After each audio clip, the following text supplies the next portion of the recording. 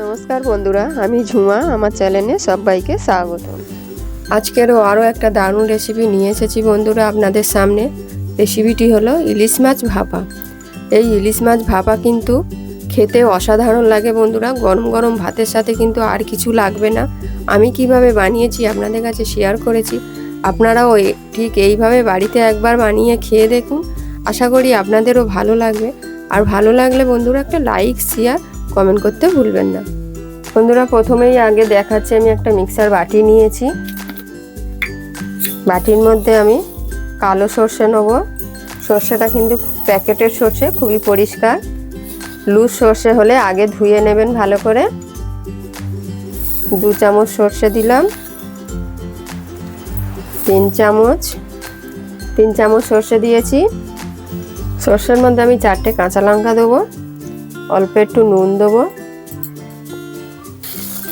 1 চামচ আমি কালো জিরে দেবো।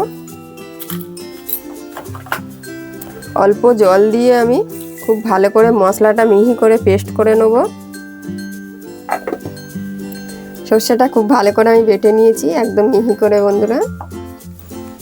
বন্ধুরা আমি এখানে ইলিশ মাছ নিয়েছি। মাছগুলো কিন্তু মাছটা কিন্তু ছোট সাইজের। আপনারা চাইলে বড় সাইজের নিতে পারেন, কিন্তু ইলিশ মাছের স্বাদটা কিন্তু একই হবে, বড় ছোট। তা আমি এখানে 6 পিস মাছ নিয়েছি। আমি এখানে আস্তে আস্তে রেখেছি, মাঝখান থেকে আর কাটিনি। খুব ভালো করে আমি ধুয়ে নিয়েছি।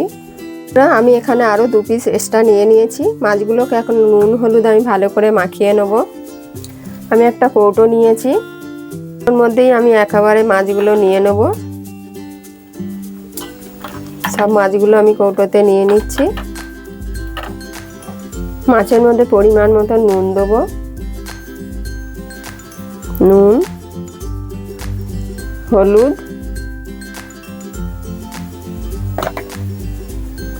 1 চামচ লাল লঙ্কার গুঁড়ো।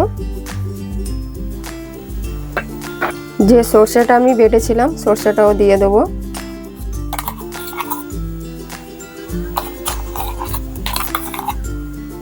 বাটাটা দিয়ে দিয়েছি। সর্ষে বাটাটা দেওয়ার পর আমি ওখানে 3 চামচ দই দেবো, টক দই। 3 চামচ দই দিয়েছি।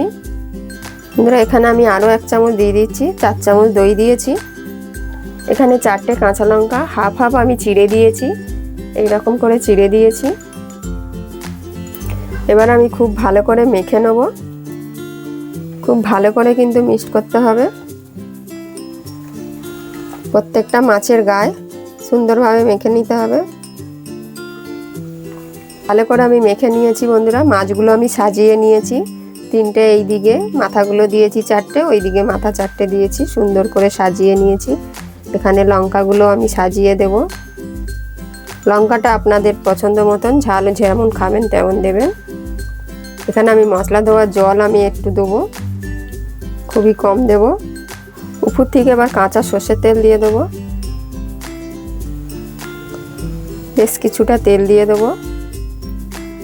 তেলটা দিয়ে ভালো করে আমি এইভাবে নাড়িয়ে দেবো, চারিদিকে যাতে তেলটা হয়ে যায়। এবার আমি উপর থেকে 1 চামচ কালো জিরে ছড়িয়ে দেবো।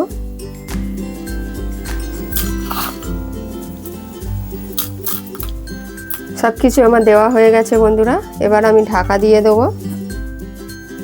আমি একটা কড়াই বসিয়েছি, কড়াতে বেশ কিছুটা জল দিয়ে একটা স্ট্যান্ড বসিয়ে দিয়েছি। দিয়ে এবার মাঝখানে আমি বসিয়ে দেবো। গ্যাসটা আমি অন করে দিয়েছি। দিয়ে উপর থেকে এবার আমি একটা ঢাকা দিয়ে দেবো। এবার 20 থেকে 25 মিনিট আমি ভাপিয়ে নেব। বন্ধুরা 25 মিনিট হয়ে গেছে। আমি এখন গ্যাসটা বন্ধ করে দেবো। দিয়ে আরও 5 মিনিট পর আমি খুলবো। এখন খুবই গরম। উপর থেকে আমি কৌটোটা নামিয়ে নেব। এখনও কিন্তু গরম আছে। 5 মিনিট পর আমি বের করছি। টিফিন বক্সটা আমি নামিয়ে নিয়েছি বন্ধুরা। এবার আমি ঢাকনিটা খুলবো। এখনও গরম আছে। আমি একটা চামচ নিয়েছি, নিয়ে চাপ দিয়েছি, দেওয়ার পর খুলে গেছে একদম। জাস্ট অসাধারণ গন্ধটা বেরোচ্ছে বন্ধুরা। দেখুন অসাধারণ লাগছে দেখতে। আমার এই ইলিশ মাছ ভাপা রেসিপিটি কেমন হয়েছে অবশ্যই কমেন্টে জানাবেন।